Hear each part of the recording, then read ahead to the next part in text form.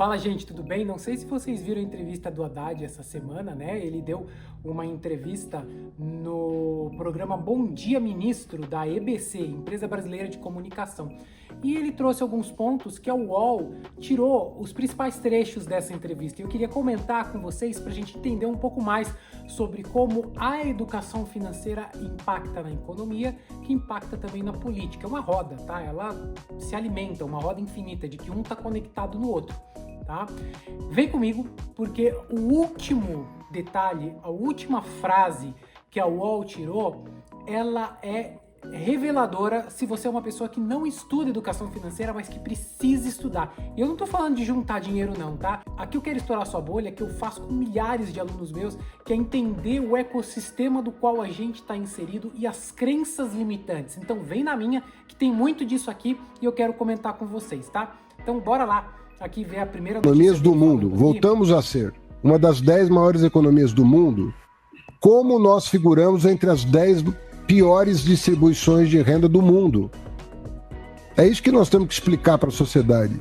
O Brasil está entre os 10 países com pior distribuição de renda. Isso é verdade. O Brasil está realmente entre um dos países que mais arrecada. Ele está no top 10, tá? Arrecada-se muito, mas também na mesma proporção a gente está no top 10 negativo, lá embaixo, do que menos devolve para a população. Isso, você não precisa olhar ranking nenhum para saber, né? O tanto que o governo arrecada, e foi recentemente aprovado mais 51 bi que eles arrecadaram para gastar entre eles, né? E a gente não vê o retorno disso. Então a gente precisa começar a cobrar para ver o retorno disso, né? Porque a gente vê a arrecadação, mas não vê melhoria na educação, não vê melhoria no ensino, a gente vê cada vez mais a nossa aposentadoria indo para o beleléu. Então esse é um ponto super importante e super relevante que ele trouxe aqui. Aliás, gente, eu até gosto bastante do Haddad, tá? Eu acho que o Haddad, ele tem alguns pontos muito importantes que coincidem com a minha forma de pensamento. O problema é a estrutura ao qual a gente está inserido, e eu não vou falar nem de Lula, nem de Bolsonaro, nem de Zé, nem de Maria,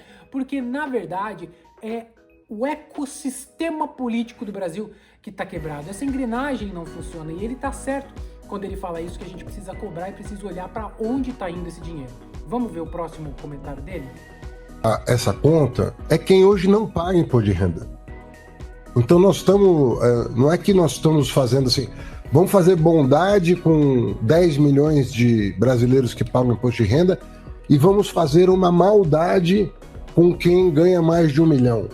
Não se trata disso, porque nós estamos pegando essas pessoas que ganham mais de 1 milhão por ano, na verdade mais de 600 mil começa uma pequena alíquota, mas a partir de um determinado ponto ela chega a 10% apenas, né, de quem hoje não está pagando. Porque se a pessoa, ao final do ano, ela conseguir demonstrar que ela pagou, essa que ganha mais de 1 milhão, se ela pagou mais de 10% da sua renda em imposto de renda, ela continuará pagando o que ela sempre pagou. Ela não vai pagar mais. Ela só vai complementar aquilo que faltar para 10%. Então, na verdade, nós estamos falando de justiça tributária. Quem vai pagar essa conta? O que ele fala aqui, e ok, tá? Eu acho que os super ricos, eles têm o ponto deles, que é: eu quero ver o rastreio do que você vai me taxar. Eu quero saber que isso tá indo para tal lugar. Eu acho que esse é o principal tema dos super ricos, que às vezes falam que não ajudam mais ou não dispostos a isso porque não tem a rastreabilidade para onde vai o dinheiro dele. Mas o racional do Haddad, ele é super interessante porque é até 10%. Né? Então o cara ganha 1 milhão, 10% desse 1 milhão vai aí ajudar a população. A gente espera que vá, também a gente não sabe, tá?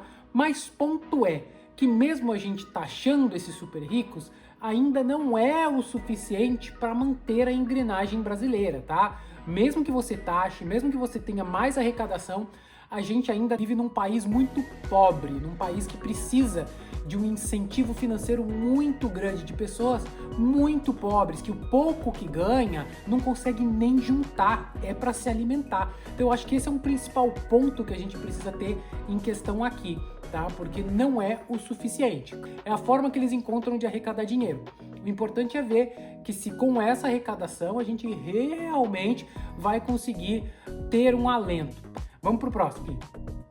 Com tranquilidade, nós vamos aprovar, porque eu tenho certeza que mesmo a extrema-direita não vai ter argumento para não aprovar essa medida. Não consigo enxergar alguém da extrema-direita subir na tribuna e justificar a cobrança de imposto de renda de quem ganha até 5 mil. E com toda a tranquilidade, nós... Aqui, gente, quando a gente fala da isenção do imposto de renda para quem ganha até 5 mil reais, o que a gente está vendo, né? Que é o racional que todo mundo deve imaginar. Beleza, tá isentando quem ganha até 5 mil porque tá taxando super ricos e equaliza essa conta. Errado. O tanto de super ricos que tem aqui não é o suficiente para a gente conseguir manter até quem ganha 5 mil reais no Brasil, que é a grande esmagadora população, né? Que vai de 0 a 5 mil, é quem ganha, tá? Não é o suficiente. E por que eu tô falando que não é o suficiente? Porque hoje, com o que o governo arrecada, metade vai para ele, esses 51 bi. O restante fica para eles tentarem governar o Brasil. O que eu quero dizer com isso?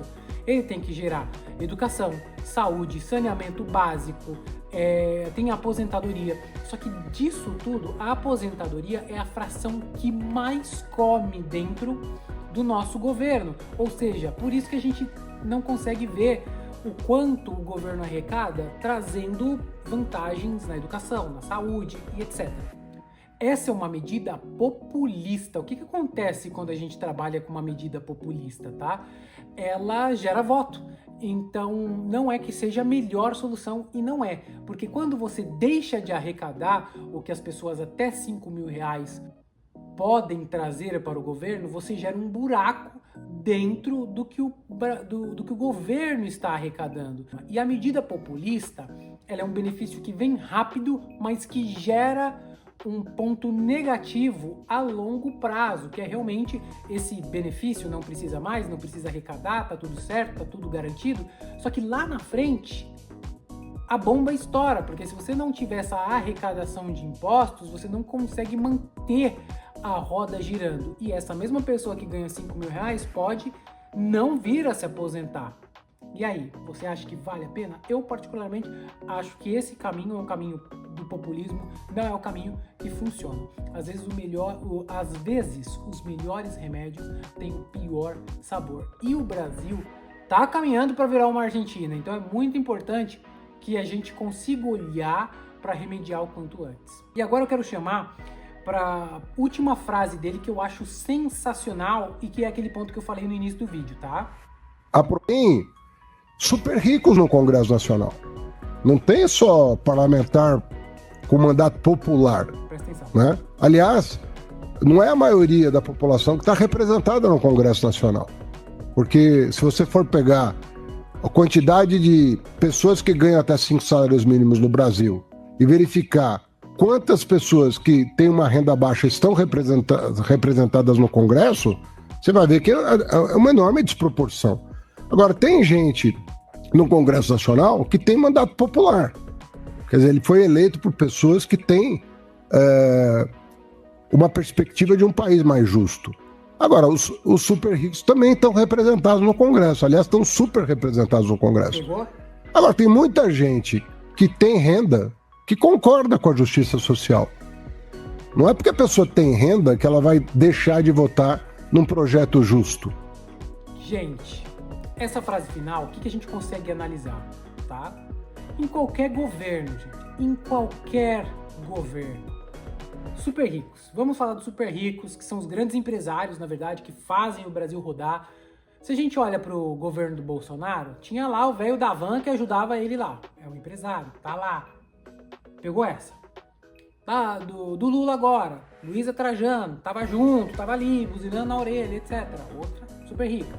Quando a gente olha pro Trump, eu tô indo além. Quando a gente olha lá fora, Elon Musk, Jeff Bezos, cara, a gente precisa aprender a parar de ser passional, de ter paixão. Ah, Lula, ah, Bolsonaro, ah, João, ah, Maria. Para com isso, porque o correto é a gente cada vez mais entender como a roda gira. E por trás de um grande político existe sempre um grande empresário, um super rico que está muito bem representado lá. Quando vem Bolsonaro pro para o poder, é claro que o Bolsonaro vai seguir uma linha que vai ser atrativa para esses empresários que apoiaram a candidatura dele. Quando a gente olha para o Lula, é a mesma coisa. Não dá para a gente se enganar, gente. É claro que, como ele falou, tem super ricos, tem empresários que querem o país melhor. Mas não vamos ser trouxas a ponto de não entender de que ele está buscando coisas que são importantes para os valores dele, para os negócios dele, para que ele possa se sustentar ali. Então, eu acho que o grande ponto aqui é a representatividade do povo no poder, ela é muito baixa, porque sempre, gente, sempre, a gente vive num mundo capitalista, gente. Se a gente vive num mundo capitalista, a roda precisa girar. E é óbvio que o governo vai estar conectado com o grande empresário, para que a roda gire, para que ele traga benefício para o empresário, para que o empresário possa ganhar mais dinheiro, óbvio, mas também que possa gerar mais emprego, para que ele possa conseguir se estruturar. E quando a gente não tem esse olhar, quando a gente tem esse olhar muito da paixão, porque o Lula faz, que o Bolsonaro faz, a gente está se perdendo, porque o caminho é o caminho do que é coerente e do que é o correto. Muita gente briga comigo porque eu falo que eu tenho que tomar uma posição de que partido que eu tô, de que lado eu tô, de esquerda ou de direita, e eu falo, vocês não perceberam que eu já me posicionei. Eu me posicionei contra, porque independentemente de quem está no poder, o próprio Bolsonaro já falava isso, eu achava que era mais fácil fazer algumas coisas. E não é. Todo mundo é muito amarrado ali, gente. Todo mundo é muito amarrado com as pessoas que estão por fora, que vão te direcionar. Você está amarrado com outros partidos que não necessariamente é do seu perfil ideológico. Então tudo isso faz com que muitas coisas impactem na economia do Brasil e no bolso do brasileiro. Então a gente precisa olhar porque é coerente. E hoje, a forma como a economia do Brasil, como ela está estruturada, ela não gera uma coerência para o nosso desenvolvimento. Porque a gente vê um governo que arrecada, a gente não vê um governo que faz o corte na própria pele, porque os cortes não vieram e o Lula deixou muito claro isso, né? Que a gente está vendo a inflação subir. Então, uma vez que ele se posiciona com aqueles cortes fiscais que foram os únicos e você vê a inflação subindo e a taxa Selic subindo, vai doer, primeiramente, no bolso dos mais pobres. Isso é muito nítido, que é a roda como a economia funciona. Funcionou com o Bolsonaro e está funcionando agora com o Lula. O problema aqui tá que quando a gente vai cair com essa inflação? E isso é educação financeira. Não vai cair quando o pobre não consegue mais comprar o ovo. Vai cair quando apertar no bolso do empresário, porque o médio empresário já está sentindo, o pequeno empresário sente bastante, o médio um pouquinho. Aí agora, quando continuar subindo a inflação e as empresas tiverem dificuldade para fazer a engrenagem girar, é aí que a gente tem uma retração da inflação, porque aí não vai estar produzindo tanto. Ainda a indústria produz, incentiva o consumo. E a gente que não tem grana, o que faz? Passa cartão, faz isso, faz aquilo, se vira nos 30. Ainda a gente se vira.